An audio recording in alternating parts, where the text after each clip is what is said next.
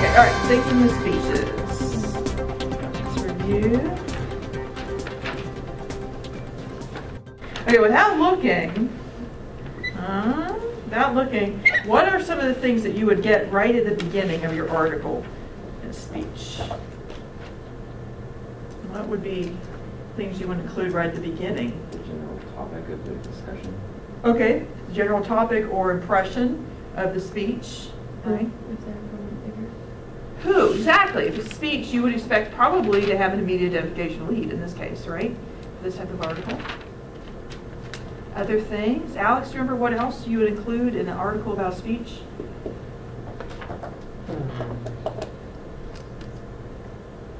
Does the when matter? Pardon? Does the when is it? Yes, the why. And you remember the example, I mentioned the Mitt Romney speech, which I have to give you.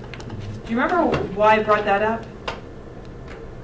And you had a lot of other classes. He'd spoken about his religious whatever. Okay, there's a backstory. People were waiting for this, right? In fact, John Kennedy famously, he had a speech about being Catholic, whether or not it's going to affect his decision making. People were very interested in that, right? So there's a backstory, and so therefore he had to address it, right? So that would be a why. So definitely, there should always be a why, and it's more prominent prominently placed in the article, depending on how important it is. Okay. While you're listening to the speech, okay, what are other parts? Other parts. People's reactions. People's reactions, yes. So put both during the speech and after, and you may need to approach them to get their name, get it spelled correctly. What year are you in school, or why are you here? What's your position at the university? That sort of thing. Good.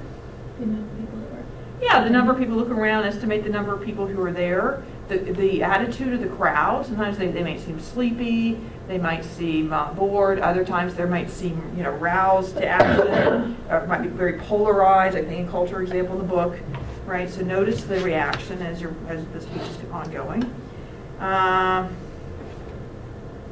Quotes. We want to get to quotes by what? By about when? An article. Yes. So you need to start getting the quotes. Now, we've talked about sometimes it's hard to get a good quote, right, Chris and Michael? Mm-hmm. So what do? When you're listening for quotes, you're listening. Yeah, for quotes, and to get a good quote. What if the person's talking really fast? You don't know. You have to get the quote down. You can't write down everything. So what are you going to do? Summarize in your mind what the overall. Yes, but then you hear the person say, "Ask not what your country could do for you, but what you can do for your country." They rip off Kennedy. So what will you do? Oh, that's a good one. Write it down. Write it down. But what if it's halfway through the quotes? Chris, can you help him out? It's the reverse writing. Reverse writing, otherwise known as listening backwards, I like to call it. You want to listen backwards, meaning you're rolling back in your head what was said, and this is hard to do if you're not used to it, but if you were to go into journalism, you would get better and better at this, right? Because you would be alert, you'd have a certain alertness, you'd be waiting for those sound bites, and you would write down what the full quote was, right? And hopefully you have a recording device, but it's good, you still need to take notes, because maybe the thing breaks, the battery runs out. Okay, so you definitely have to have quotes. Even if the speech is kind of boring, you're going to have to pull out quotes from it. So you might as well start listening. Okay, this isn't looking good, but I'll pull out something. Right? Okay, how do we end a speech, an article about a speech, Carly? What do we usually want to do with a lot of articles? And with a quote, right? Give the person the last word, or an audience member, the reaction person, give somebody the last word. Okay, how about the 5 W's and 1 H? Well, just like with any news article, you want to prioritize them. All right, decide which ones are the most important. Try to get them all in by the 3rd or 4th paragraph. Get the length of the speech. How long did the person speak? That's another thing you want to get in there. Okay.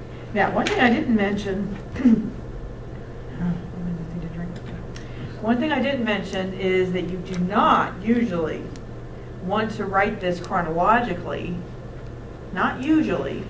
At the very best, it might be martini, because people are not usually interested in, the speaker came in and opened the book on the podium. The first thing she said was this. She talked about how she remembers her college days. The building wasn't named that yet. This is what Don Aslet did when he came last semester. This building wasn't named the Kegel building, whatever it is.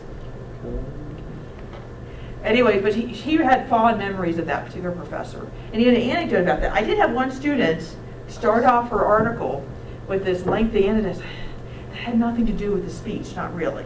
Okay, because he talked about getting a job and how the students were stupid and things like that. He didn't talk about anything. All right, so just be careful. You're not usually writing it chronologically, and you really can't, because there are some exceptions. If it's some sort of, like Todd's chemistry lectures, some of that would have to be, sections of it would have to be chronological, where he says, okay, this is step 1, step 2, and then the fire, and, maybe. But usually, it's not going to be. You're going to give the most important stuff, the most memorable stuff. People reacted to that stuff, whatever stuff people reacted to. Okay.